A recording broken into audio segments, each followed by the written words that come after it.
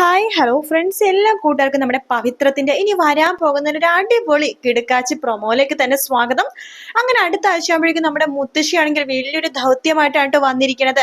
വേറൊന്നുമല്ല, വിക്രത്തിനെയും അതുപോലെ തന്നെ വേദേനെയും ഒന്നാക്കണം. പിന്നെ നമ്മുടെ ഏട്ടന്മാരുടെ മടിയൊക്കെ മാറ്റിയിട്ട് അവരെ നല്ല മിടുക്കന്മാരാക്കിയിട്ട് ജോലിക്ക് പറഞ്ഞു വിടണം. ശ്രീജയുടെ അഹങ്കാരം ഒന്ന് കുറയ്ക്കണം. അങ്ങനെ പല പല കാര്യങ്ങളൊക്കെ ആയിട്ടാണ് വന്നിരിക്കുന്നത്. അതേസമയമാണെങ്കിൽ നമ്മുടെ മുത്തശ്ശി പറയുന്നുണ്ട്, നീ വിക്രത്തിന് ഇനി മുതൽ ചേട്ടാന്ന് വേണം വിളിക്കാനായിട്ട്. അപ്പൊ വിക്രമേട്ടാ, വിക്രു എന്നൊക്കെ നമ്മുടെ വേദ വിളിക്കുന്നുണ്ട് കേട്ടോ.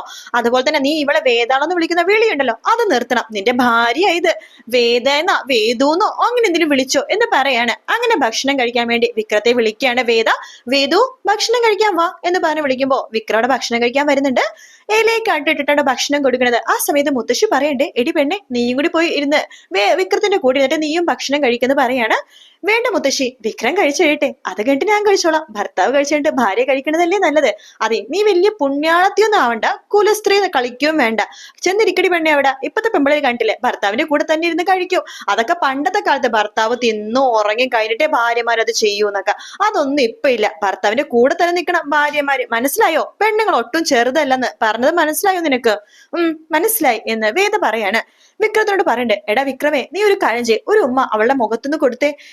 ഉമ്മയോ? അതെ, നീ അത് കേട്ടിട്ടേ ഇല്ലേ? നീയേ ഞാൻ വന്നപ്പോ തന്നൊരു ഉമ്മയുണ്ടല്ലോ, അതുപോലെ തന്നെ ഇവളൊന്ന് കെട്ടിപ്പിടിച്ചൊരു ഉമ്മ കൊടുക്ക് എന്ന് പറയാണ്. വിക്രത്തിന് എന്ത് ചെയ്യണോന്ന് അറിയില്ല. വിക്രം ഉമ്മ കൊടുക്കോ ഇല്ലയോ എന്നുള്ളത് അടുത്ത ആഴ്ച അറിയാൻ പറ്റുള്ളൂ. മുത്തശ്ശി പറയണ്ട്, 2 ദിവസത്തേക്ക് എല്ലാവരും സാധനങ്ങളൊക്കെ പാക്ക് ചെയ്തു, നമ്മൾ പോകുവാണ്, ഒരു ഉല്ലാസ യാത്രക്ക് പോകുകയാണെന്ന് പറയാണ്. അങ്ങനെ എല്ലാവരും ബാഗും കാര്യങ്ങളൊക്കെ പാക്ക് ചെയ്യണം.